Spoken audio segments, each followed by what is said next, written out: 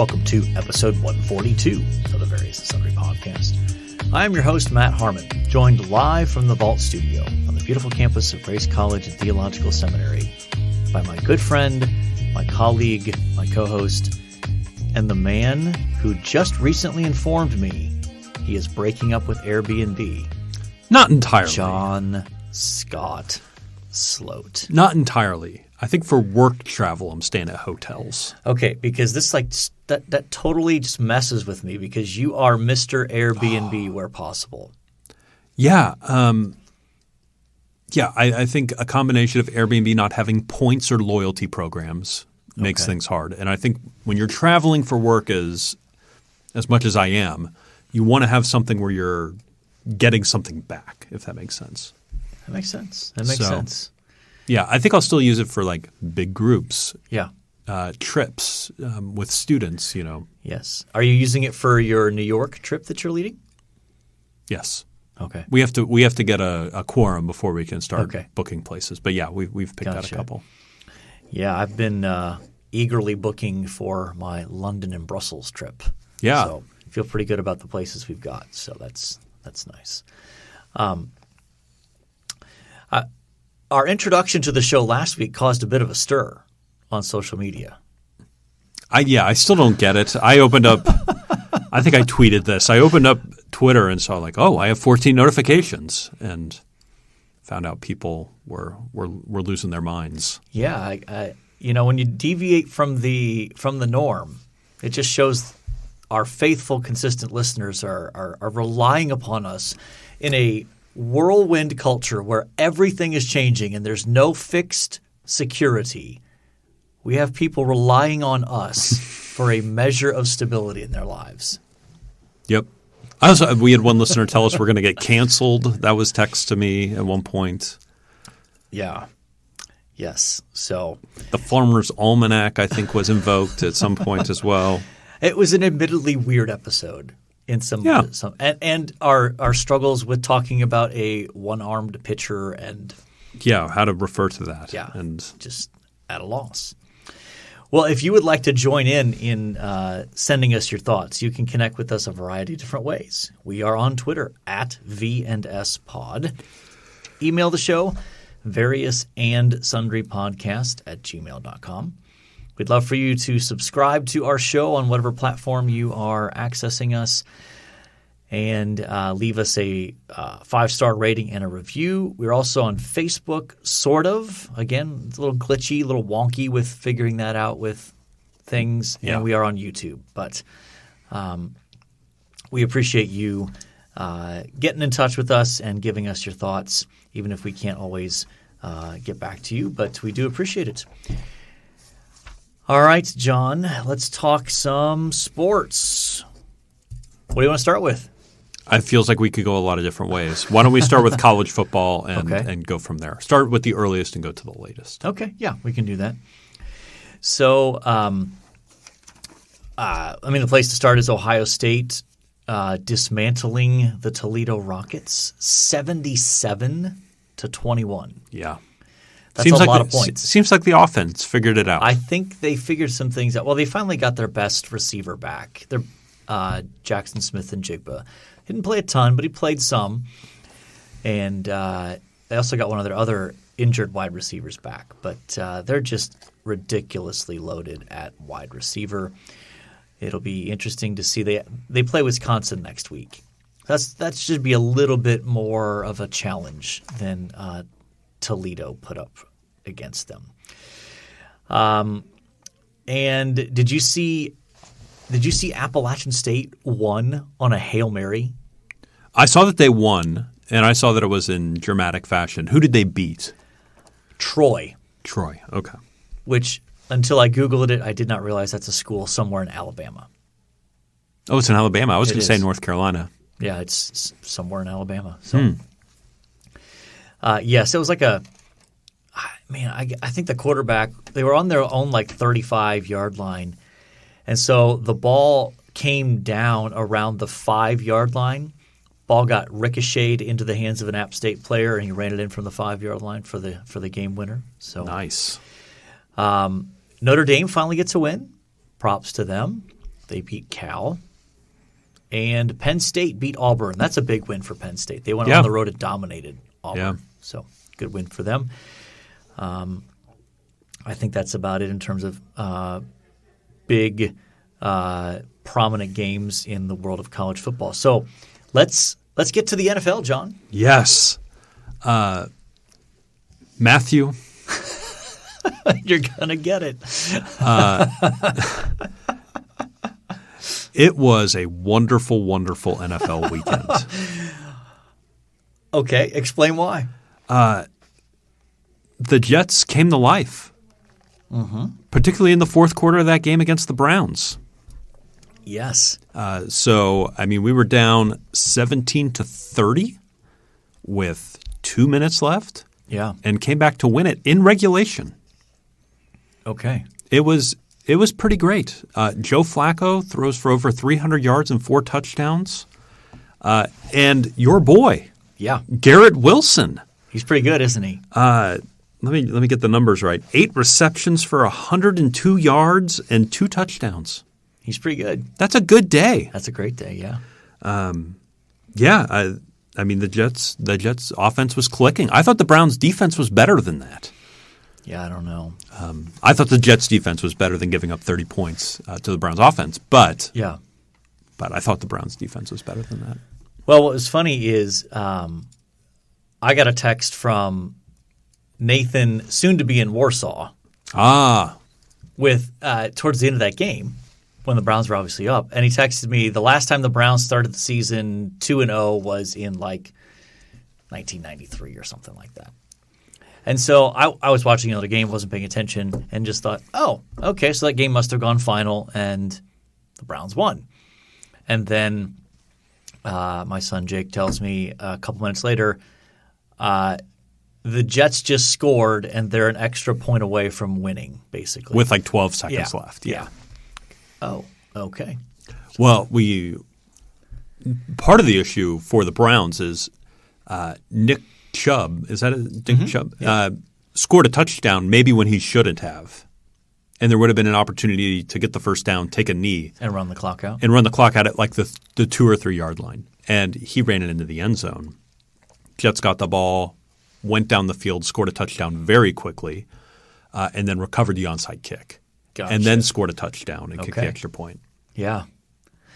It is difficult to get a player to not score that touchdown, though. Yep. And 99% of the time, it really doesn't matter. Yeah. It's like, of course, you want to put points on the board. Yeah. But who knows that there's going to be a blown coverage and the Jets are going to score a 60-yard touchdown on like the third play of that series. Yeah. And then get the onside kick and then go on to score another touchdown. Yeah.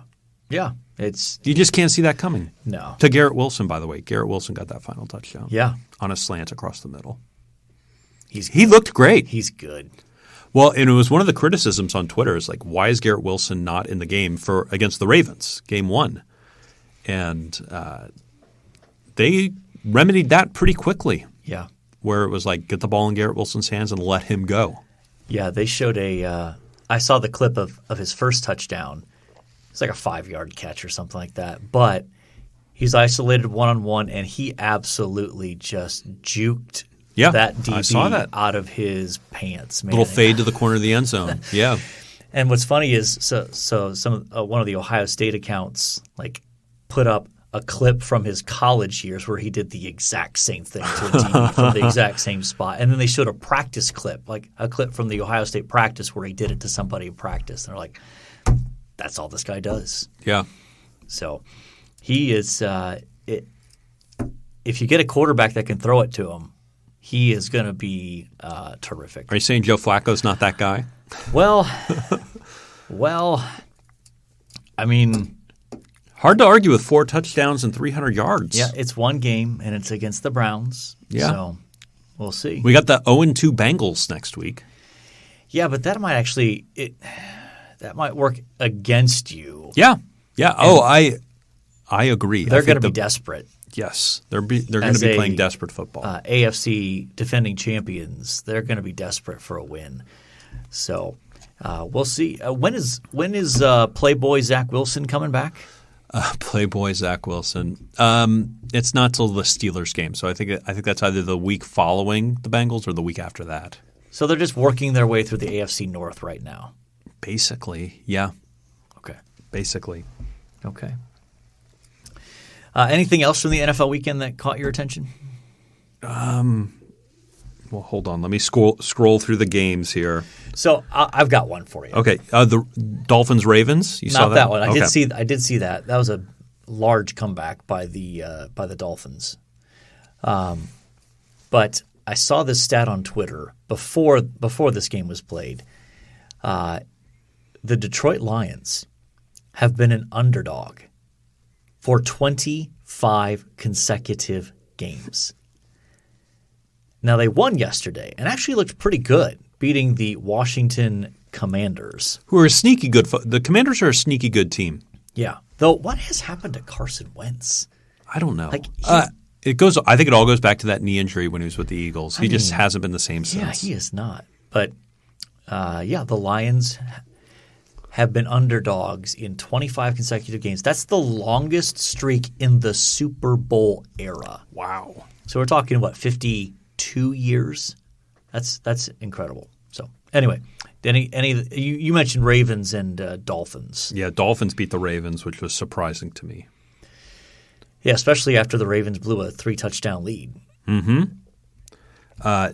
Jaguars beat the Colts. Do you see that?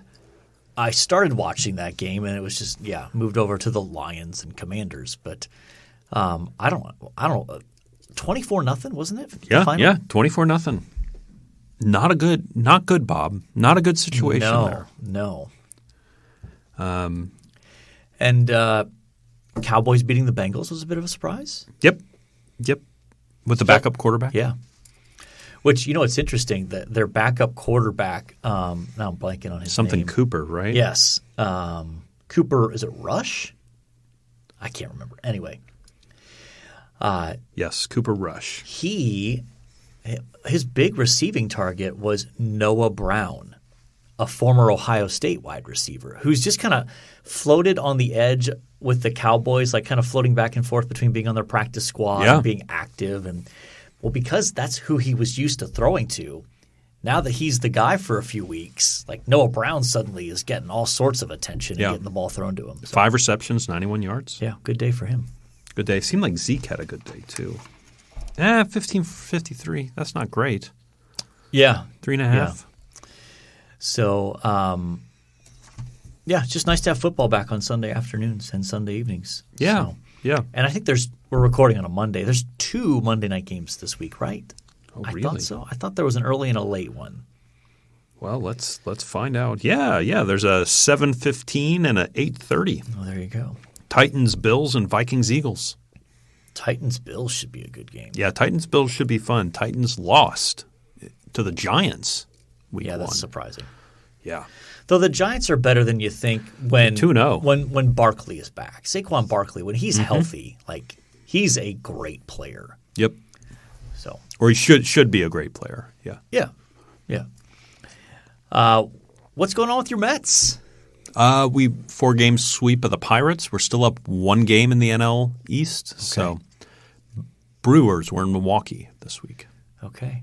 So three-game set against Milwaukee. So I did something that I haven't done in a long time. I actually checked the standings myself. Oh, yeah. Yeah, just out of curiosity.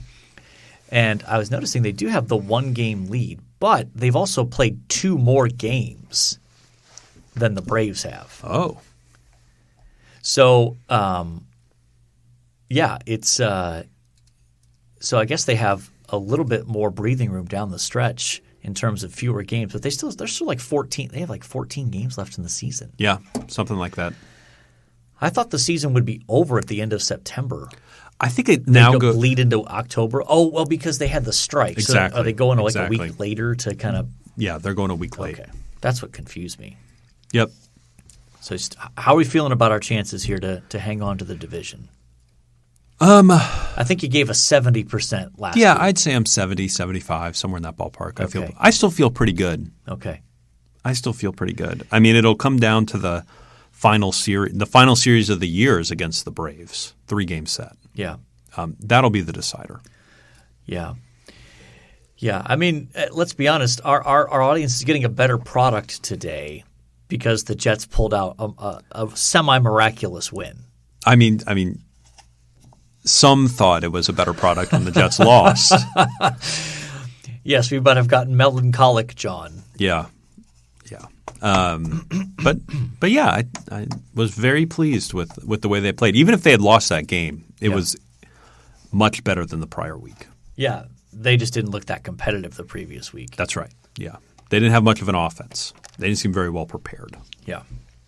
And maybe the Ravens are just that good on defense, but seeing what the Dolphins did to them, they just gave up 41 to the Dolphins. I know. So. All right, ready to move on? Sure. So today we are continuing our series. It's actually our last installment in a 4-part series on different kinds of theology. And by that, again, we're looking at different dividing up the study of theology into different kind of approaches. So we've talked about biblical theology. We've talked about historical theology. We've talked about systematic theology. And now today we are wrapping up our series with something that is called either pastoral or sometimes more often practical theology. And so the idea here is to take Christian doctrine and apply it to specific life situations in the church, whether that's sickness or suffering or interacting with the culture, or even sometimes there's a particular focus even on the life and ministry of the church, of like how you do church. So ecclesiological. Yeah, so ecclesiology is the formal sort of like the doctrine of the church.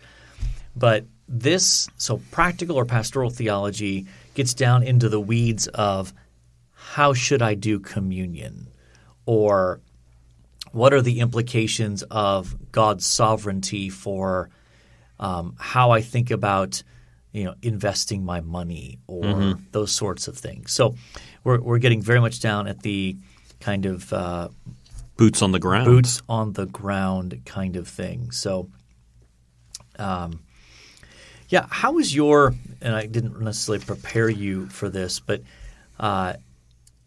what was your experience like in seminary? And we can include both your time here at Grace as well as even your year of exile at that other school. The other school in Louisville, Kentucky. Yes. Yeah.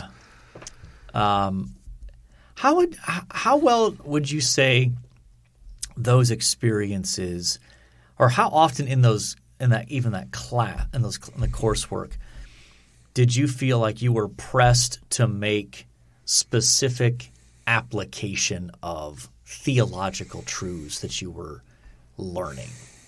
Whether it was through assignments or even just through classroom discussion, or was that something that was just more of sort of the after class as you're talking with your classmates kind of thing? Kind of talk me through what your experience was like with that. Yeah, in one sense, it was never a formalized like, this is the practical theology part of this, or the pastoral that was never like, all right, we've entered this realm. That was never the discussion. But it was certainly woven into just about every area of theology, or every class and every situation, right? Yeah. Where in Greek we're preparing sermon series. Oh my goodness, what else? In systematic theology, we're talking about why this matters for the life of the church, or things like that. So, in one sense, it wasn't explicitly talked about much at all. In another sense, it was woven into everything. So, and I think that's probably where it belongs, right? It's sort of woven into everything and seeing everything as sort of interconnected and infecting the life of the church and how it thinks and functions and stuff like that. Yeah. So. Yeah. I would say I experienced probably more of that integration here at Grace than I did at the school that shall not be named. But I will also say that degree that I was working on was much more academic, Correct. than the degree I worked on here. Yes. So yeah, no shade intended at all at that other institution. Yeah. I think it is important to note the differing emphasis of that degree. It was more of an explicitly academic track as opposed to your education here being more focused on preparing you for church ministry, pastoral ministry, more broadly. Life of the church sort of things. Yeah. Yeah. Yeah. How about yourself? What was that school in Chicago like? And so or that school near Chicago, I should say. Yeah, exactly. Just down the street from Michael Jordan's house. Yeah. We had a class that was called Pastoral Duties, I think it was. And so that's probably the closest to a specific class where you were encouraged to think through how do your theological conclusions work themselves out in the practice of being a pastor in terms of how you do funerals or how you do weddings or even just thinking about how you run a church, what you do in the worship service, what you won't do in the worship service. Those sorts of things were more fleshed out in there. And we were encouraged to make sure we were reflecting on it biblically and theologically and not just, well, this is what I've seen done and it seemed fine, so why not do that kind of thing? Forcing us to think through, why do we sing? What's sort of the theology behind singing in the worship service? Like, why do we do that? And how should we think about the songs that we sing, both from a content perspective, but even also from a style perspective to some degree, was in sort of an expression of sort of practical theology. Yeah. Or even like looking at other groups and why they make the decisions they make, right? Like looking at the Presbyterians and why do the Presbyterians make the decisions in a worship service that they do? Yeah. We can disagree with those certainly, right? But understanding it can be helpful and good. Yeah, for sure. I think any dangers with practical theology? I mean, what could possibly be wrong with trying to make direct real life application from theological concepts? Yeah, I think paying close attention to our own desires and biases in those. Sometimes we can use some of our theological training to justify things that we really want in the life of the church, versus what the theology actually calls for. Yeah.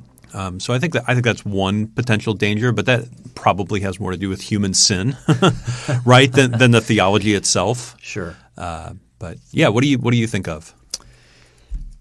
I think that now look, it is a right and good instinct and practice to want to say, how do we directly apply these theological truths? That's a good, instinctive, right desire. The concern I have is sometimes I've seen in this that if it can be pushed to an extreme that basically says, well, if you can't make a direct application to the Christian life or the life of the church, then it doesn't even matter.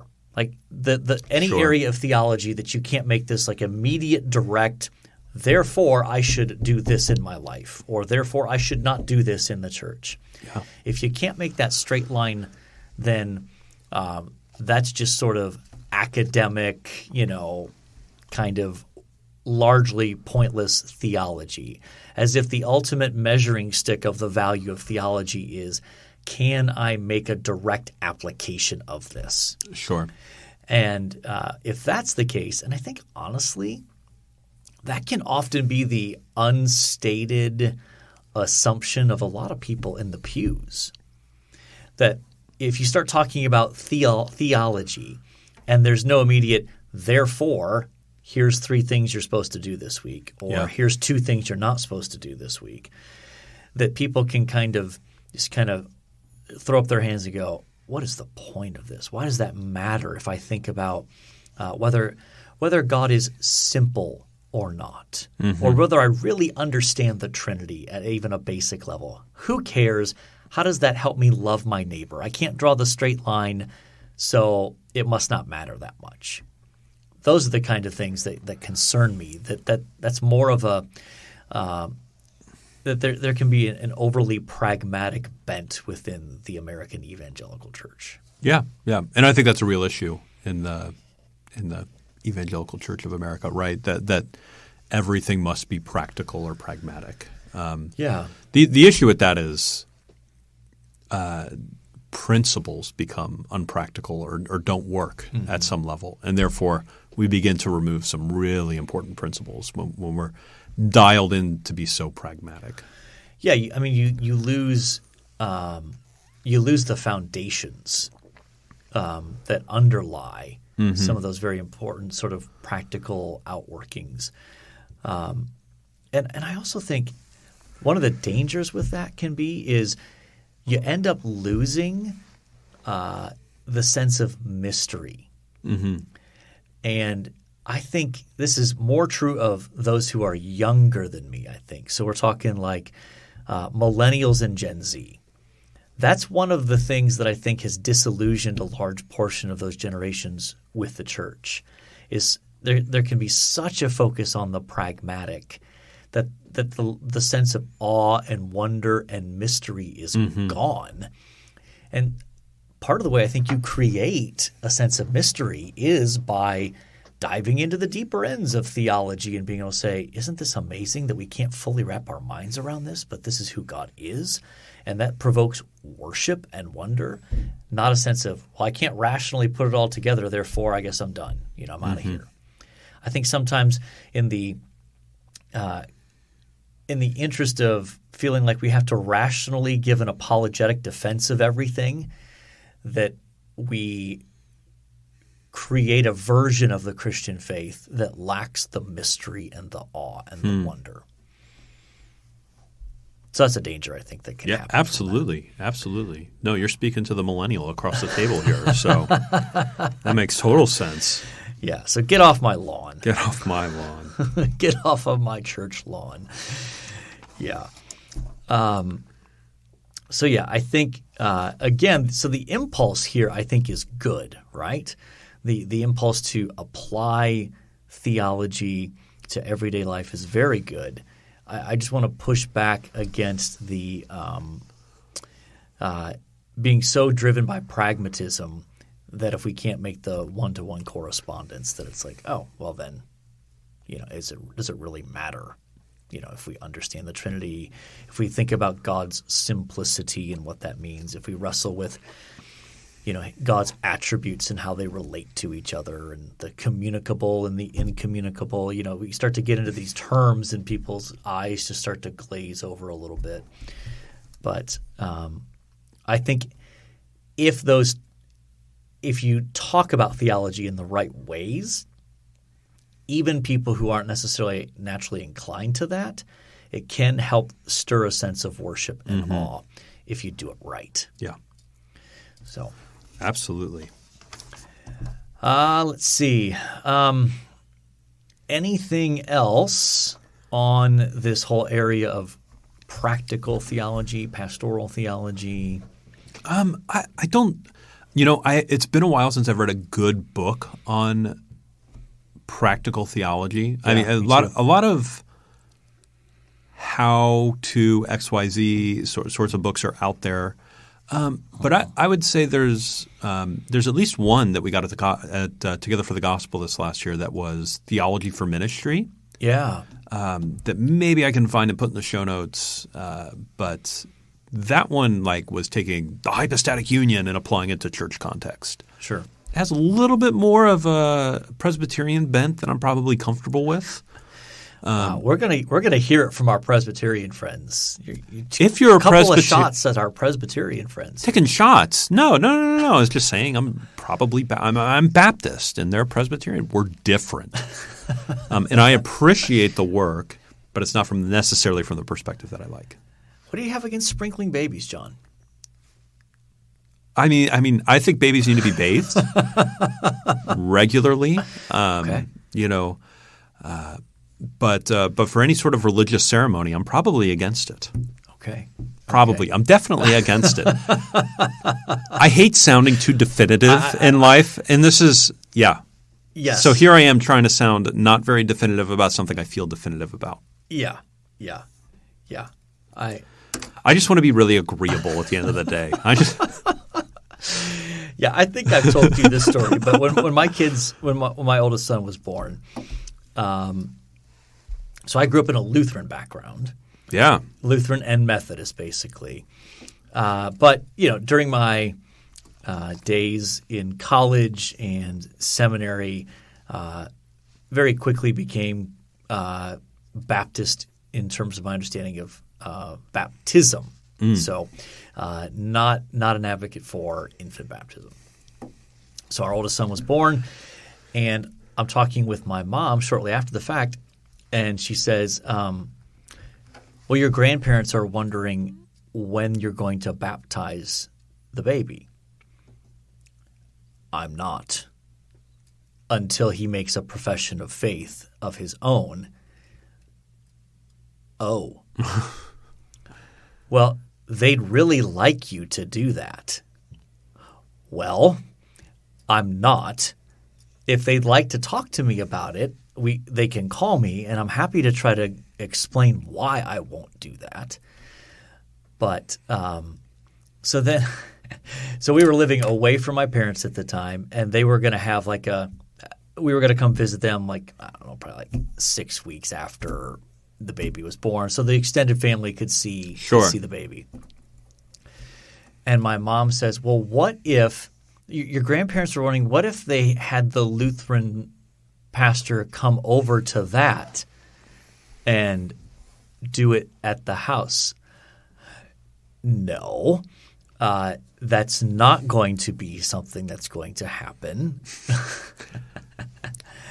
So I had to endure a little bit of family pushback from my grandparents, not my parents. My mom was like, you do whatever you want. But there's a TV show where there's a pretty irreligious family. They have a baby, and there's one family member that's pretty religious and wants to baptize the baby. And they all throughout the early childhood, I'll babysit. I'll take the baby. And is secretly going to go away and get it baptized. Right. I think in that case it was by a Catholic priest. Yeah. But wanting to basically sneak baptize the baby. Well, I made the joke to my mom. I said, I can't stop them from sprinkling some water on his head when I'm not looking. I'd prefer they not do that, but – yeah, I can't fully, I can't stop them from doing that. So, for all I know, my oldest son was stealth baptized. Yeah. Get a spray bottle. Yes. He has since been actually baptized as a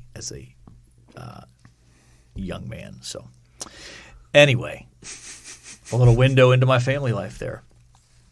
Into my very well-meaning but not theologically adept grandparents. Yes. It was very much tradition. But very committed to German Lutheran, yes. Very, very committed to the practical theology of Yes. And lacking any real significant grounding in the actual theology piece, just in the tradition/practice piece. Mm-hmm. Okay. Are we ready to move on here from that, John? Yeah, I think so. All right. Let's do This Day in Sports History. All right. This Day in Sports History, September 13th, 2020. I haven't changed the date, but that actually should be the 20th. Excuse me, September 20th. Yeah. I looked at the 13th and about said, boy, we're moving through September fast. It's the 20th. And it's really the 20th. Yeah. Okay. But these are for the 20th. These are for the 20th. Yeah. So, okay, September 20th, 2022. In 1987. I tried to go a little more recent. You kind of give me a little bit of passive aggressive grief. Oh, did I? For having these 1883s and 1913s. So well, I particularly thought you just went after the names last week. Well, you did this week too, didn't you? I haven't read through them yet. No, There's actually no names in here that should give you. There's one name that might give you. Yeah, I see one name that might give me trouble. San Francisco wide receiver Dwight Clark's NFL record streak of 105 consecutive games with a reception ends in the 49ers' 27-26 victory in Cincinnati. That's a long time, 105 straight games. Yeah. I mean, that's 8 seasons? 9 seasons. Yeah. That's a long time. 10 seasons, yeah. That's a long time. Playoffs count in that? Because that was a very good San Francisco team. Yeah.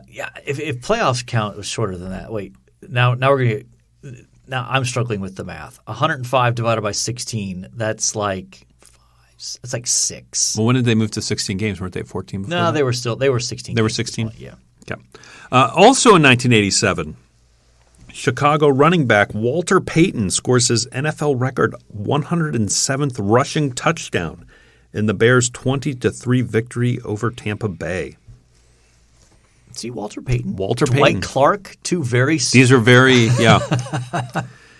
Yeah. Normally I don't like the DW consonants next to each other, but for Dwight, it works. Yeah.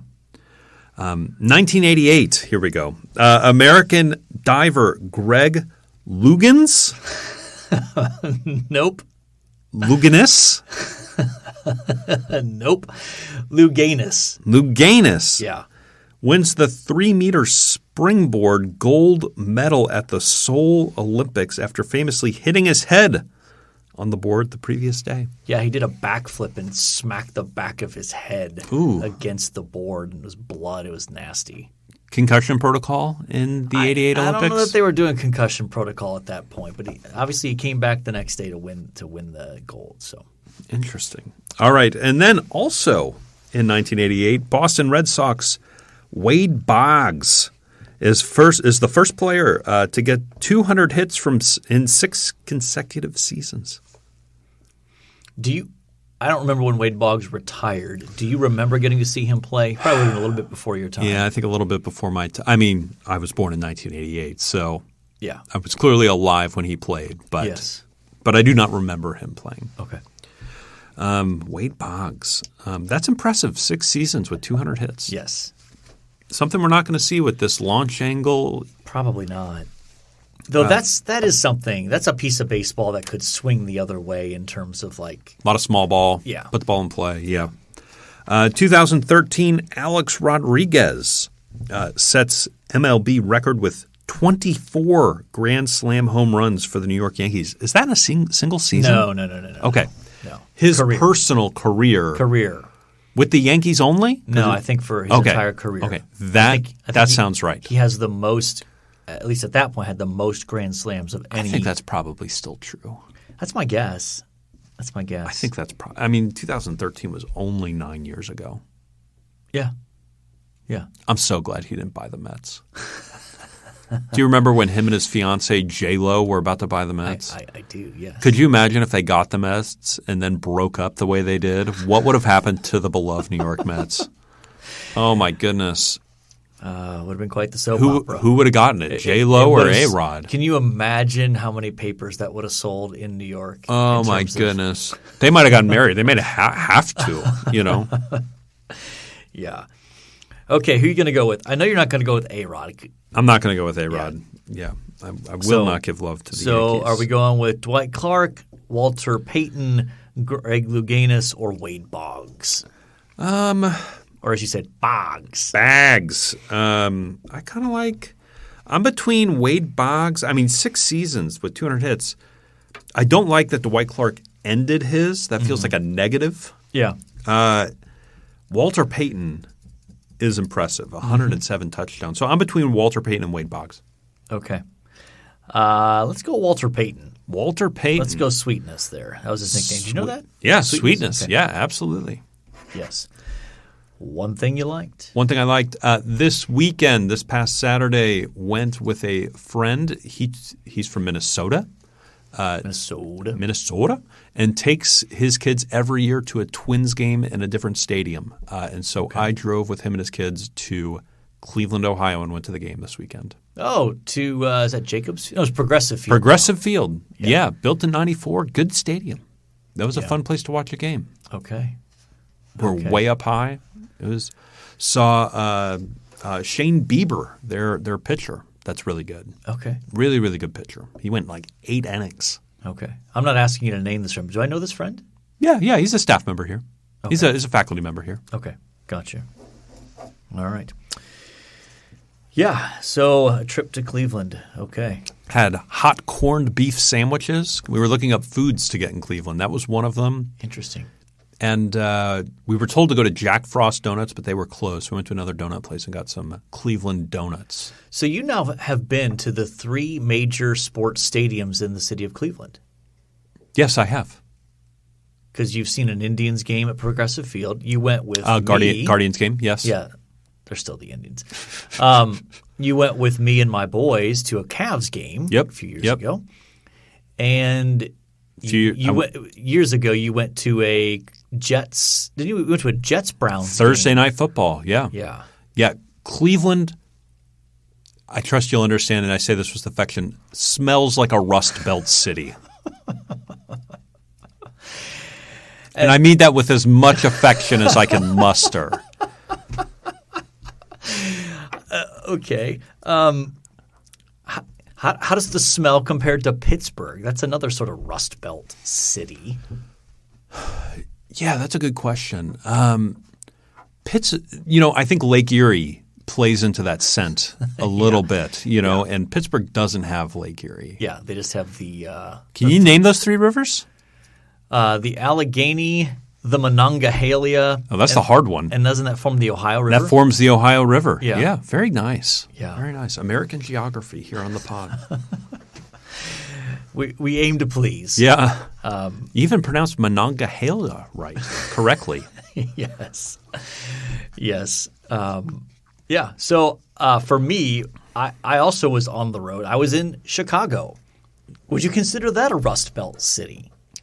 Yeah, it must be. Okay. It must be a Rust Belt city. Okay. Although it doesn't have the same feel as a Cleveland or a Milwaukee. Yeah. Like I think of Milwaukee as a Rust Belt city, but not necessarily Chicago. Yeah. I think that's true. I don't know why, but that's how I feel. Yeah. So I was in Chicago.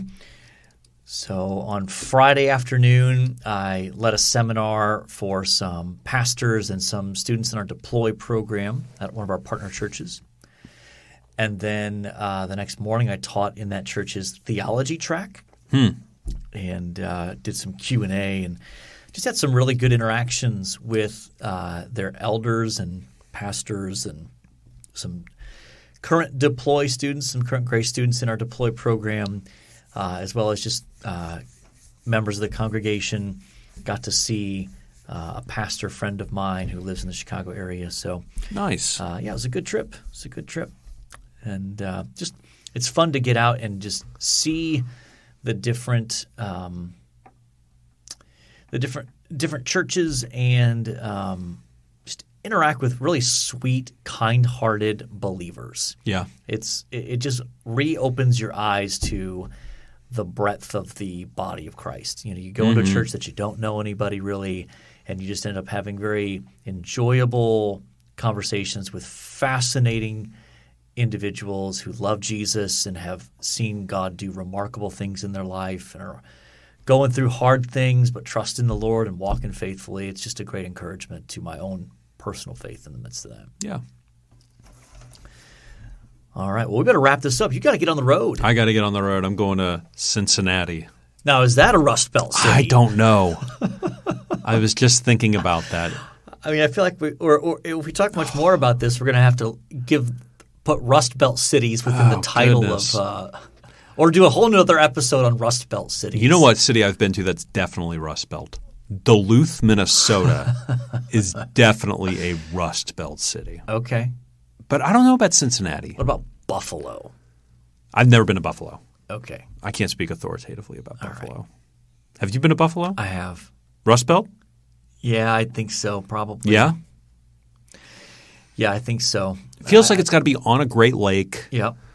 And have some like husk of former shipping yard feel to it. You know what I mean? Yeah. Yeah. It has to have a heavy industry connection there probably, right? Yeah.